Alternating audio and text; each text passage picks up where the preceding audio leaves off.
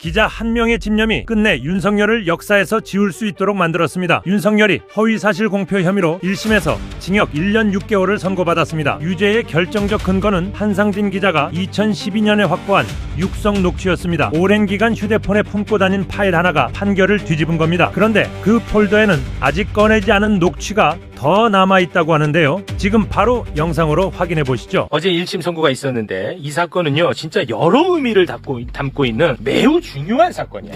그냥 뭐 국민의힘이 400억 토해내는 문제 거기서 끝나는 게 아니야. 이게 굉장히 의미가 커. 첫째는 선거에 영향을 끼친 거짓말 사건이기도 하고 국민의힘이 400억을 토해내야 되는 사건이기도 하고 그리고 검찰의 유착 사건. 검찰끼리 지들끼리의 유착 문제. 그리고 언론의 검찰 비호 그리고 진영 논리. 이게 문제가 다 들어가 있어. 다 있네요. 진영 논리까지. 그리고 그 와중에 진짜 기자는 어떤 기자인지. 이 한 사건에 지금 다 들어가 있습니다. 어쩔 도리가 없다. 이제는 이분의 동상을 만들어야 돼.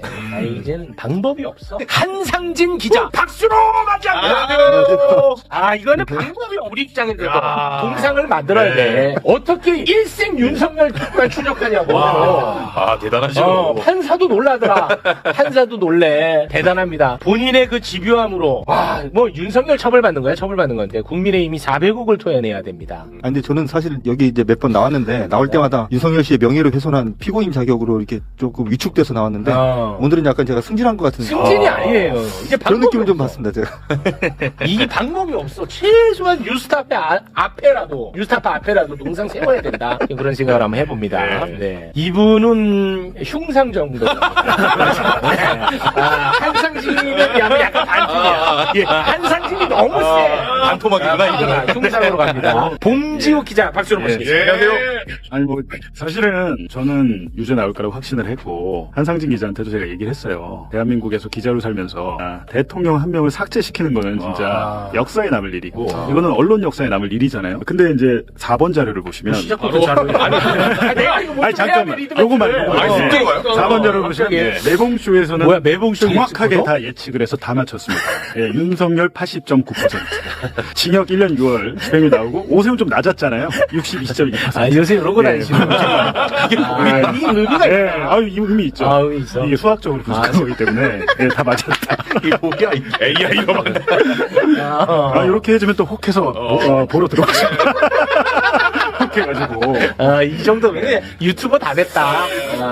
많이 힘들어요. 네, 아무튼 뭐 축하드리고요. 정확하게 맞추셨기 때문에. 정말 많은 의미를 담고 있다. 제가 이렇게 표현을 했는데, 사건에 들어가기 앞서, 어제 선고에 들어가기 앞서, 제가 이렇게 성격 규정한 거에 대해서는 우리 위인 선생님께서는 동의하십니까? 제가 여러 가지 의미를 나열하지 않았습니까? 아니, 제가 그 윤석열 명예훼손 사건으로 나왔을 때도 제가 매번 드린 말씀인데, 제가 백날 떠드는 것보다 최후 앵커가 딱 정리해 주시는 게 훨씬 더 깔끔하고, 오늘도 뭐, 저는 사실 그렇게 대단한 의미가 있는 사건으로 제가 생각을 안 해봤는데, 말씀 듣다 보니까 굉장히 의미가 있는 의미를 여기서 이거 찾아가야 돼. 맞죠? 몰랐습니다. 듣고 보니까 맞긴 진짜 하죠. 의미가 큰 사건. 그렇지. 듣고 보니까. 나는 막 억지를 부리는 게 아니에요.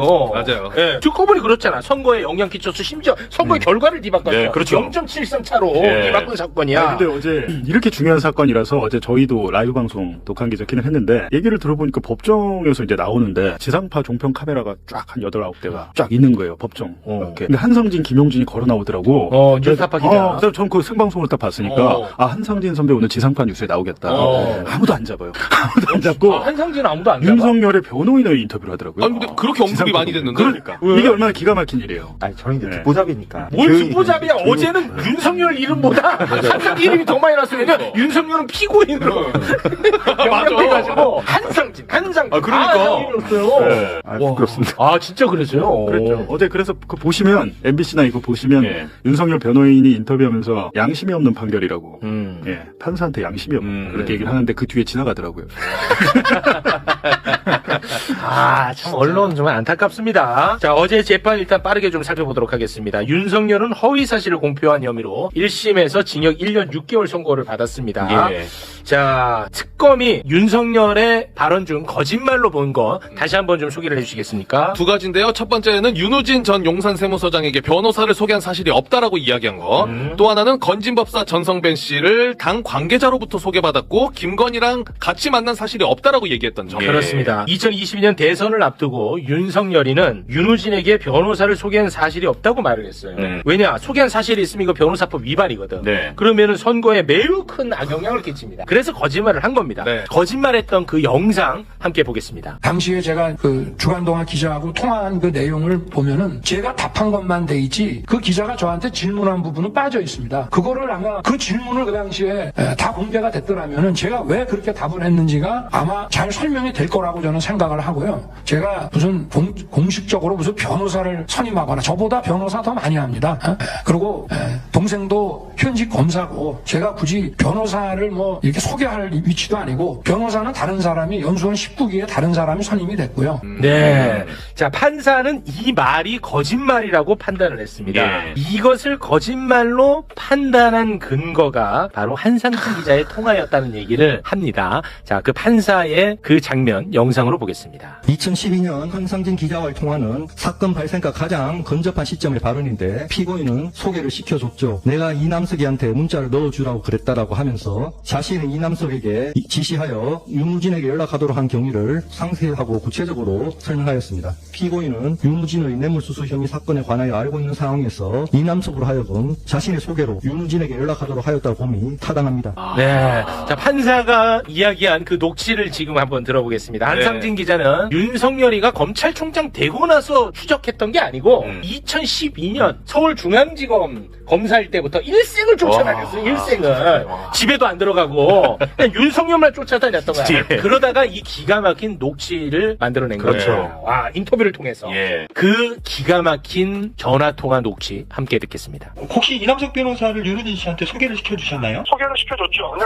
내가 얘기해줄게. 네네. 어떻게 되냐면 내가 그 우리 중수부 연구하다 막 나간 이남석이 보고 네네. 일단 네가 지금 배진이한테는 얘기하지 말고 배진이 한참 일하니까 이게 또 형 문제 가지고 형 문제 가지고 괜히 머리 쓰면 안 되니까 네가 그러면은 이게 윤우진 과장 한번 만나봐라. 자, 그러면 이제 우리는 한상진 기자님한테 물어보고 싶은 게 생깁니다. 네. 도대체 왜 이렇게까지 따라다녔던 거냐? 그리고 이 녹취는 왜 이거를 갖게 된 거냐? 궁금해요. 이게 이제 궁금할 수 예. 있어. 그거를 답을 좀 해주시면 좋을 것 같습니다. 아니, 사실은 이제 제가 이 사건이 시작된 게 2012년이잖아요. 네. 사실은 그때 제 주된 관심사는 윤석열 씨가 아니었고 윤석열은 사실은 곁다리 같은 애고 사실은 이 사건의 핵심이 윤우진이라는 당시 용산 세무서장이 너무나 많은 범죄 의혹이 있었어요. 그러니까 뇌물도 뭐 곳곳에서 받아서 그 뇌물을 검찰 간부, 경찰 간부, 심지어는 언론인들하고 나눠 썼다라는 의혹이 막 번져 있었고 서울청 광수대에서 수사를 하고 있었고 서울청 범죄정보과에서 범죄 정보를 수집해서 토스에서 수사가 진행이 되는데 언론들이 아무도 기사를 쓰지 않아요. 그리고 검찰이 계속 저거를 수사를 방해한다는 얘기가 계속 들리고 심지어는 경찰을 상대로 취재를 하면 경찰에서는 취재에 협조를 해주면서도 항상 하는 얘기가 뭐냐면 그래봐야 너 기사 못 쓰는 거 내가 알아. 왜냐면 이 사건을 가지고 대한민국 어떤 기자가 기사를 쓰겠어. 검찰하고 이제 검찰을 상대로 들이박는 사건인데 거기다가 그 당시에 이 사건 수사팀 그리고 검찰 이 관계자들 그러니까 윤석열 등을 포함한 검찰 관계자들은 대한민국 검찰 특수부를 대표하는 인간들이에요.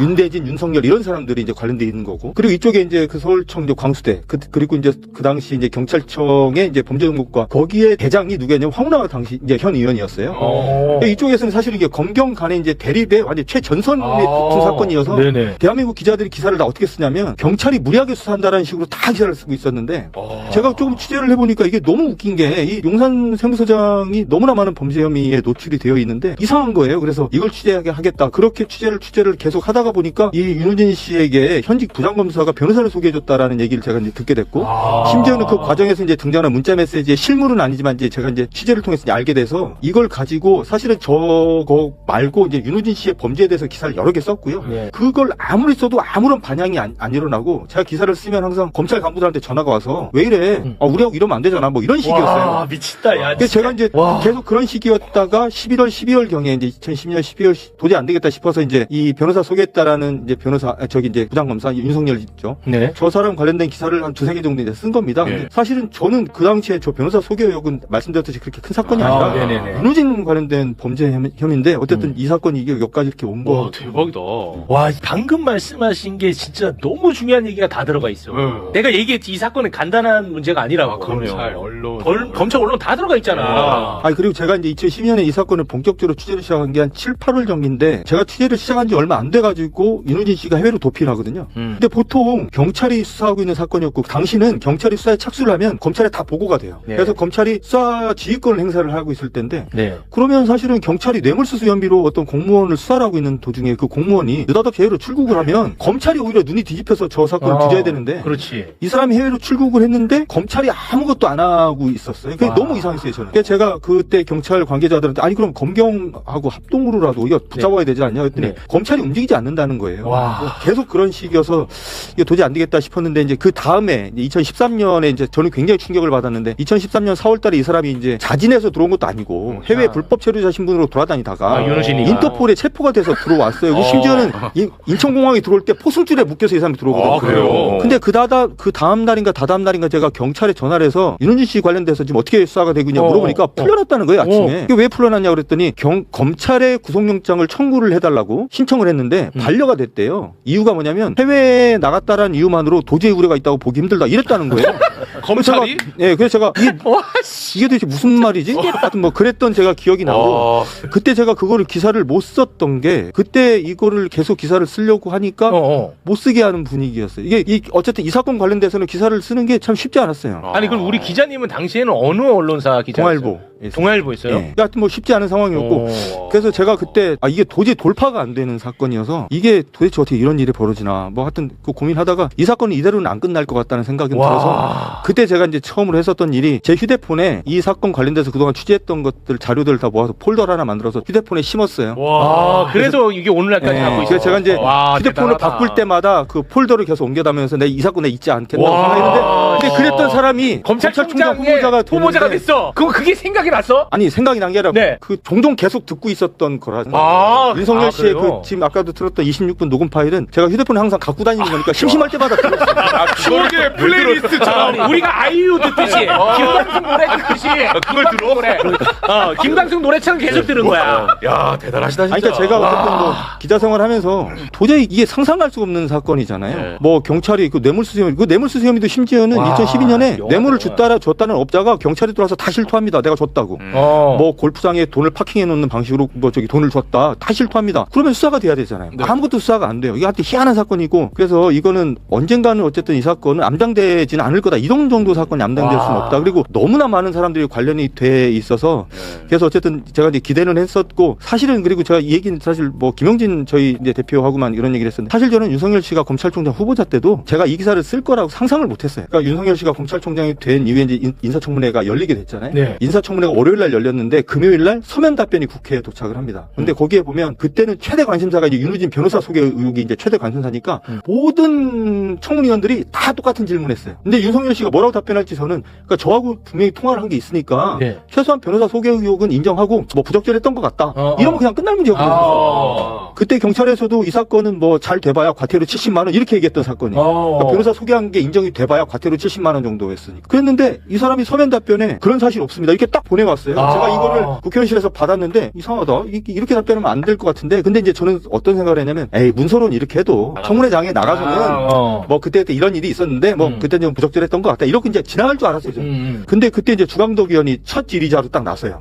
첫 질의자로 나서서 청문회 시작이 되자마자 첫 질문이 뭐였냐면 윤호진 씨에게 변호사를 소개해준 사실이 있나요? 이게 질문이에요. 이게 첫 질문이야? 그게 첫 질문이었어요. 저하고 똑같은 질문하는데 윤석열 씨가 바로 그런 사실 없습니다. 하고 딱 뒤로 딱 하는 모습이 그걸 보는 순간에 제가 너무 당황을 해가지고 그때 저희 뉴스타파 대표였던 김영진 대표한테 찾아가서 이건 아니지 아닐 것 같다. 이건 좀 아닌 것 같다. 이게 뭐 윤석열이 뭐 검찰 개혁의 화신이고 뭐를 다 떠나서 문재인 정부가 뭐 결정한 검찰총장 후보자인 걸 다 떠나서 이건 좀 아닌 것 같다. 이건 기사 써야 되겠다. 그랬더니 김영진 대표가 음악 대신 듣던 녹음이 있는데 그러니까 김영진 대표가 아니 뭐 첫 질문이라 당황해서 그랬을 수 있으니까 질문 몇 개 더 들어보자 이러더라고요. 그래서 한 시간 딱 더 들었어요. 근데 계속 처음에 시작하자마자 한 30분 동안 그 질문밖에 안 나왔거든요. 윤호진.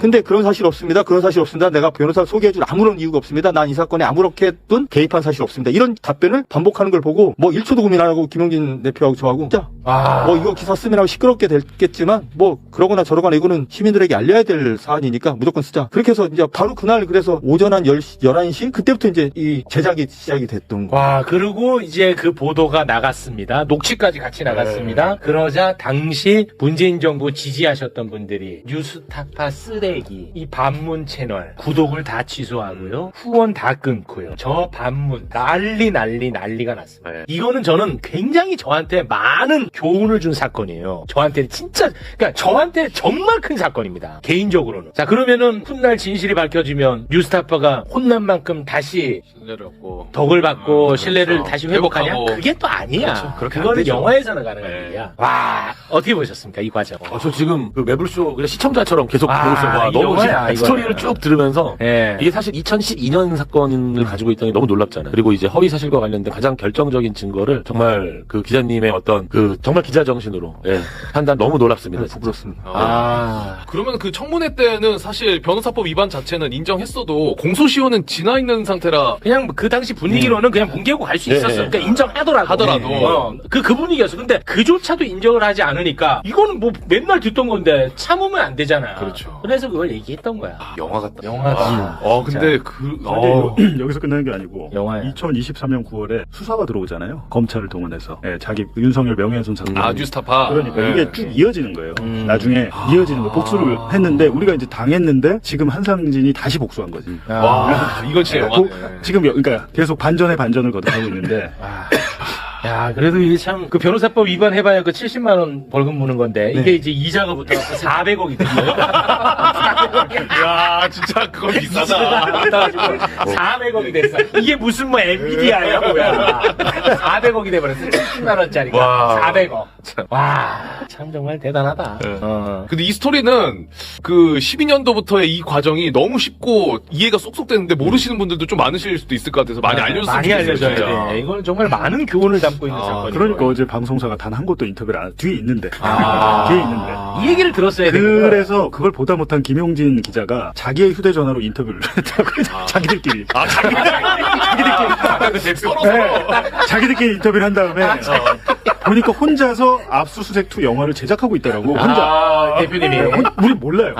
혼자서 어제도 그걸 제작해서 자기 핸드폰으로 찍은 거를 영화에 넣겠다고 지금. 근데 그 김영진 그 대표가 그 어제 기분이 좀 안 좋으셨던 게 이 기사를 쓴 거는 한상진 기자인 거는 많은 사람들이 얘기를 하는데 왜 이 기사의 데스킹을 내가 봤다는 얘기는 아무도 얘기를 안 하냐. 이것도 매우 중요하다. 뭐. 참고 어르신 좀 그러세요. 기가 막힙니다. 그런 일이 있었던 거예요. 그런 일이 이제 됐죠. 진짜 이해가 다 됐습니다. 그렇습니다. 건진 관련한 거짓말도 있는데 요거는 뭐 그냥 거짓말 한 걸로만 알고 있습니다.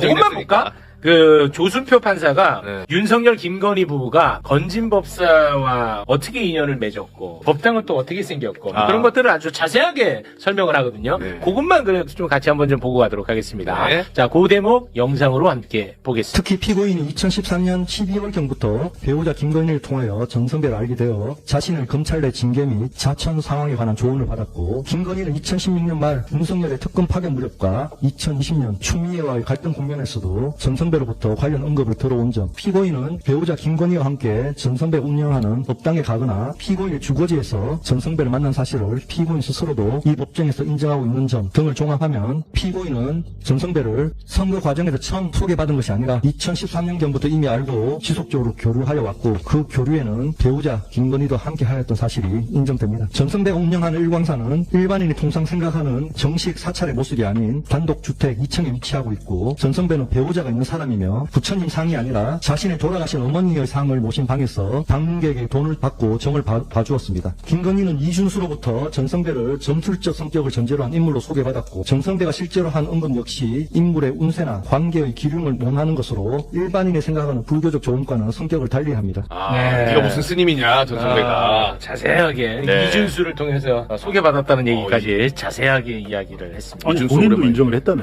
법정에서. 윤석열 본인이 그러니까. 옛날에 만들어서 있던 맞아요. 자백한 거잖아요. 자백을 다 했었어. 국민의힘 뽀개버린다고 공약을 했던 거니까 공약을 좀 지킨 것 같습니다.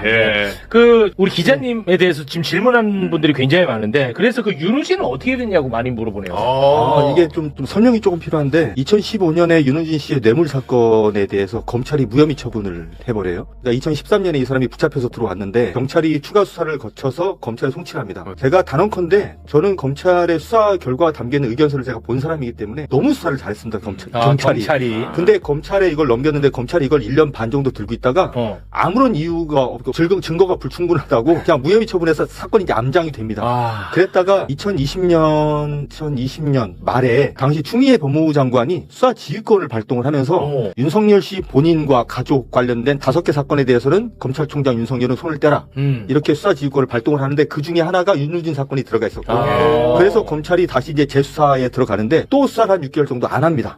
그러다가 6개월 그 수사를 안 하고 이제 있다가 그 2021년 여름쯤에 윤석열 씨가 대선 후보 출마를 선언하기 며칠 전인가? 제가 이제 또 연속 보도를 시작을 합니다. 그 윤우진 씨의 여타 범죄에 대해 제가 이제 취재를 해서 이제 보도를 하기 시작하는데 윤우진 씨가 이 어쨌든 세무 공무원 출신인데 온갖 곳에 다니면서 사람들을 이제 돈을 이제 갈취하고 사기치고 이런 것들이 좀 있어서 그 피해자들을 취재해서 제가 이제 기사를 쓰기 시작하는데 제가 이제 보도가 시작이 되니까 이 사람이 자기한테 피해를 받은 사람을 찾아가서 현금으로 1억 1천만 원을 주면서 무마를 하는 장면을 제가 이런 장면이 벌어질 거를 예상이 돼서 그 피해자 몸에 몰카를 채워서 내보내서 윤우진 씨가 1억 1천만 원 수표를 건네는 장면이 몰카에 담겼고 이게 방송이 됐어요. 뉴스타파에서. 됐어요? 이게 방송 딱 되고 나니까 그때 갑자기 이제 언론들이 다 이거는 이제는 안 되겠다. 그때부터 기사를 쓰기 시작해요. 대한민국 언론들이.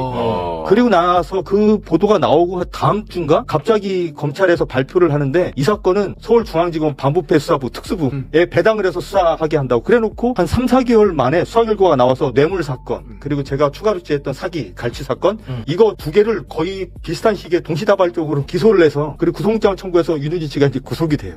그래서 지금 이 뇌물 사건, 본류 사건인 뇌물 사건에서는 1심에서 징역 3년이 나와서 지금 항소심이 진행 중이고 제가 이제 추가로 보도했었던 이제 여타 사건, 사기 사건, 이제 변호사법 위반 사건인데 정확히 말하면 이 변호사법 위반 사건인데 여기서는 이건 이제 대법원에서 판결이 확정이 돼서 이것도 실형이 나왔습니다. 그래서 지금 윤우진 씨는 아마 지금 항소심 재판 받으러 지금 서울중앙지법에 왔다 갔다 하고 있는 걸로 제가 알고 있고 그 사이에 감옥도 한 1년 갔다 왔고. 지금 현재는 그럼 구속은 안 된 상태고? 올해 2월달까지 감옥에 있다가 나왔는데 되게 재밌는 게 이제 윤석열 씨 공선법 사건 때 이 윤우진 씨가 증인으로 나와야 되잖아요. 증인으로 나와야 되는데 집으로 문서 송달을 보내면 수령을 안 하는 거예요. 그래서 이제 그 특검 쪽에서도 재판부도 이게 도대체 이 사람 어딨냐? 그 왜 저기 이제 문서 송달이 안 되냐? 막 그러니까 윤석열 씨가 이렇게 딱 발언 기회를 얻더니 자기가 구치소에서 듣기로는 내가 있는 구치소에 지금 윤우진 씨 같이 있다고 다 들었다. 윤석열 씨가 그걸 알려줬어요. 법정에서. 그러니까 이제 재판부가 그래요. 그래서 재판부가 확인해 보니까 그때가 4월달이었는데 올해 2월 말까지 구치소에 있다가 지금은 나간 걸로 확인됐다 그러니까 윤석열 씨가 아니라고. 불과 얼마 전까지 구치소에서 분명히 봤다라는 얘기를 내가 구치소에서 들었다. 진짜? 뭐야? 그래서 그것 때문에 설왕설래를 했는데 나중에 확인해 보니까 2월 말에 출소한 게 맞고 지금은 집에 있는데 뭐 집에 없는지 이제 뭐 우편물을 못 받은 걸로 하여튼 그런 일이 있어서 윤석열 씨가 저 윤우진 씨를 찾는데 굉장히 많은 기여를 좀 도움도 주시고. 야, 재밌는 스토리 안에 검찰은 진짜 만약에 한상진 기자의 보도가 없었으면 윤우진은 그냥 아무 죄 없는 사람으로 살아가는 거잖아. 얼마나 받아먹고 떵떵거리면서. 아니 근데 추미애 장관이 이제 수사를 했잖아요. 윤우진이 보니까 사건이 2개잖아요. 지금 하나는 유죄고 확정이 됐는데 검찰 단계에서 수사를 어떻게 했냐고 하면 5억을 받아 챙겼는데 기소할 때 4,500 했어요. 검찰이 4억 5천을 깎아줬어요. 그러니까 형량이 다르잖아요.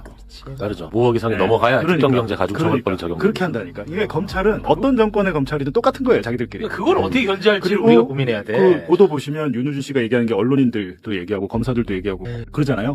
그럼 사실은 그 뇌물을 받아서 같이 그 업자한테 같이 접대받고 한 사람들 다 처벌을 찾아내야 될 거 아니에요. 당연하죠. 안 찾습니다. 이미 검찰 개혁. 근데 사실 제가 이 윤우진 씨의 뇌물 사건, 본류 사건 이제 재판이 딱 시작됐을 때 사실 제 사건이기도 하니까 제가 공판을 들어갔어요. 근데 두 번째인가 공판 들어갔는데 그때 어떤 내용이 진행이 됐냐면 윤우진 씨가 그렇게 받은 뇌물을 같이 나눠 쓴 언론인들에 대한 얘기가 공판에서 현출이 됐는데 그날 그 법정에 기자가 저밖에 없었어요. 제가 이제 손으로 받아 적었는데 이건 제가 아직도 기사를 안 썼고 지금도 들고 있는데 그날 이름이 등장한 기자가 한 11, 2명 정도 되는데 실명으로? 예, 실명으로. 그래서 이제 심지어는 골프 부킹한 내역이 압수수색에서 발견된 게 뭐 현출이 되고 하여튼 엄청 재밌었는데 기자들이 좀 봤으면 좋았겠다 싶었는데 저는 어쨌든 제가 그때 메모를 다 했죠. 근데 전부 이제 우리가 이름만 대면 알만한 기자들이 굉장히 많고 유명한 기자들. 유명한 기자라고? 그러니까 예를 들어 방송국에 나중에 사장이 됐거나 뭐 이런 사람.